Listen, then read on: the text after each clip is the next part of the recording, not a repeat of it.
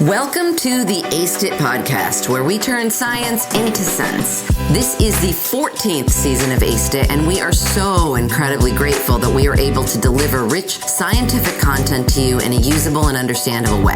Aced It is brought to you via the Justice Community Overdose Innovation Network, or JCOIN. If you're new to Aced It, welcome. We're so glad you're here. And check out the prior seasons to begin or continue your learning journey. A special thank you to every wonderful listener. We promise we will continue working to help you learn and grow via Aced It. Also, a quick plug for a few other JCOIN features. Did you know you can get technical assistance for your organization from the experts at JCOIN? And did you know you can apply for a small research grant to help fund an innovative study idea? Yep, through JCOIN. And did you know you can apply to be a JCOIN Leap Scholar or Investigator, a year-long mentorship that will improve your skills? Also through, you got it, JCOIN.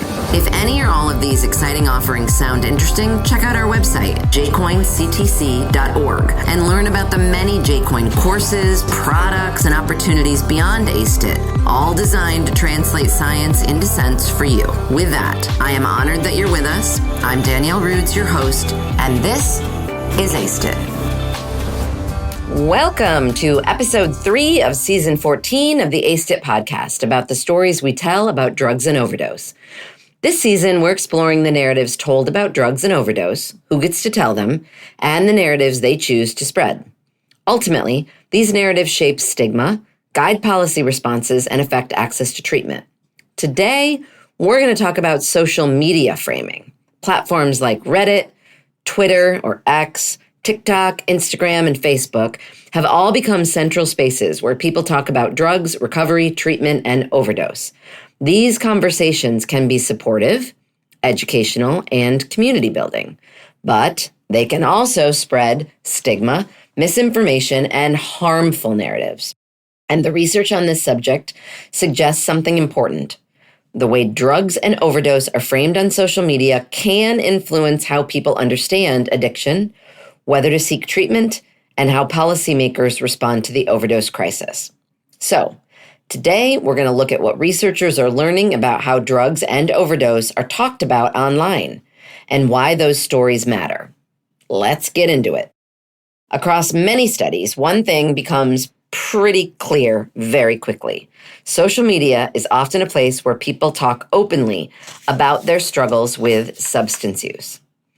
In online communities like Reddit, for example, Chen and colleagues, 2022, found that many posts describes feelings of shame, guilt, or disappointment related to substance use. People reflect on past behavior, worry about how their substance use has affected relationships, and talk about wanting to change their lives.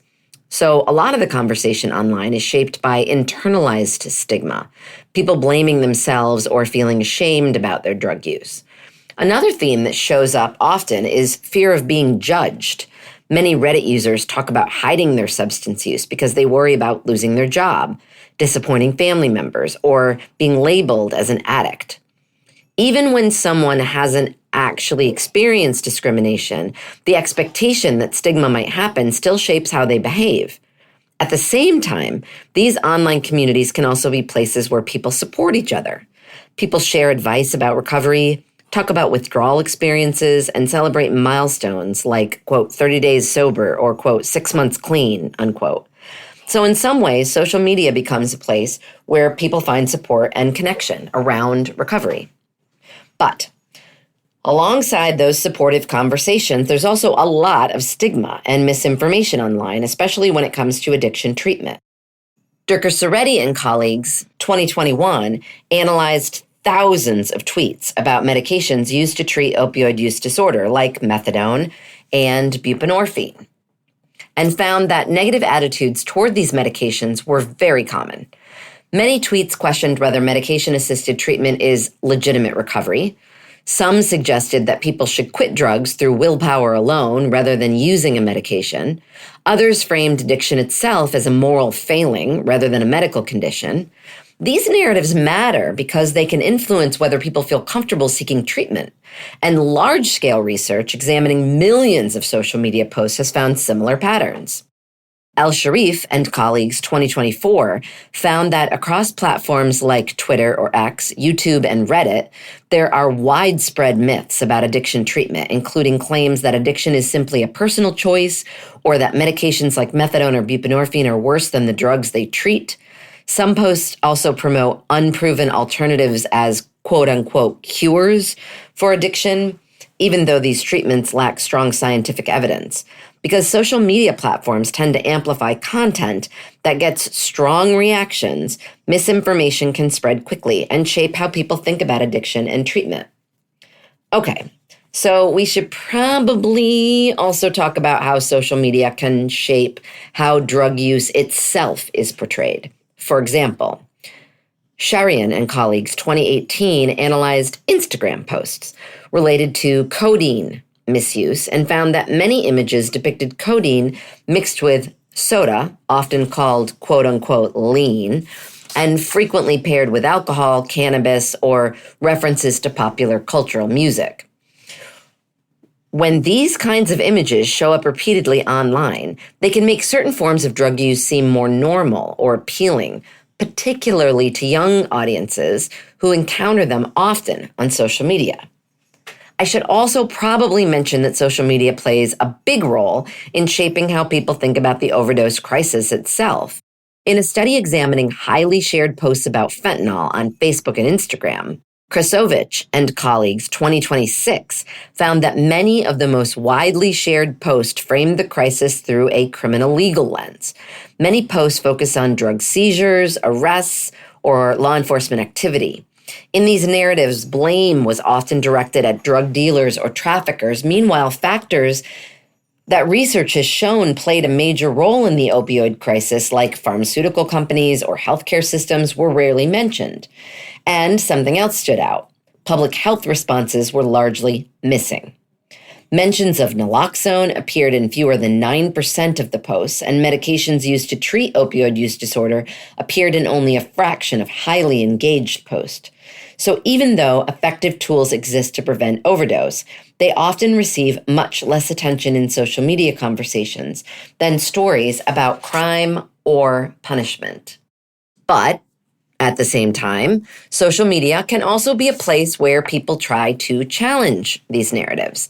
Some harm reduction advocates have started using platforms like TikTok to share information about naloxone, explain how overdoses happen, and correct misinformation about drugs.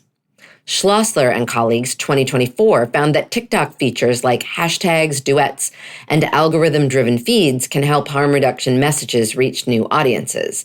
Many creators use these tools to respond directly to misinformation they see online, sharing research findings or demonstrating how naloxone works. For some people, these platforms also create a sense of community, especially in places where harm reduction is stigmatized offline. But speaking out online also comes with challenges. In interviews, harm reduction creators shared that they often receive hostile comments or harassment, and some worry that social media platforms limit the visibility of posts that talk openly about drugs or overdose. Also, researchers are starting to explore another interesting possibility. Social media might even help identify emerging drug threats earlier. One study conducted by Wright and colleagues 2021 analyzed more than 64 million Reddit posts and found that changes in how people talked about fentanyl online appeared more than a year before traditional public health surveillance systems identified fentanyl as a major driver of overdose deaths.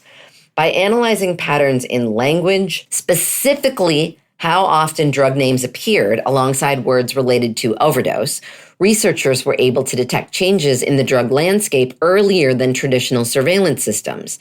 This suggests that social media conversations could someday help public health officials identify emerging drug threats faster. So, up to this point, we've talked a lot about how social media can spread stigma, misinformation, and certain narratives about drugs and overdose, but the research also suggests something important. Social media isn't just part of the problem. It can also be part of the solution. Public health researchers and clinicians are increasingly asking how these platforms can be used more intentionally to share accurate information about substance use and connect people with resources. One study by Dabla and colleagues, 2024, looked specifically at health promotion on social media and argued that social media is actually a powerful but misunderstood tool for harm reduction communication, especially when it comes to reaching younger audiences. Young adults are among the most active social media users, and many of them turn to the internet as a primary source of health information. That means platforms like Instagram, TikTok, Twitter/X can be places where accurate evidence-based information can reach people who might not encounter it through traditional healthcare systems. But simply posting information online is not enough. The researchers outline a few key strategies for how public health professionals can use social media more effectively. First, organizations need to maintain a consistent presence across the platforms where young people actually spend time. That means establishing recognizable accounts across multiple platforms and using clear, consistent branding so that users can quickly identify credible sources of information. Second, successful health communication online depends on building trust, not just sharing facts. Social media works differently from traditional public health messaging. People are more likely to engage with accounts that feel more approachable, authentic, and responsive, rather than accounts that simply broadcast information. And third, the format of information matters.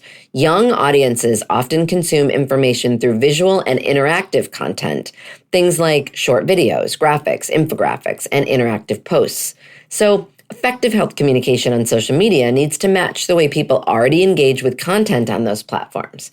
In other words, the goal is not just to translate traditional health messages onto social media. It's to adapt communication to the ways these platforms actually work. When used strategically, social media can help public health professionals share evidence-based information about substance use, promote treatment options, and connect people with life-saving resources.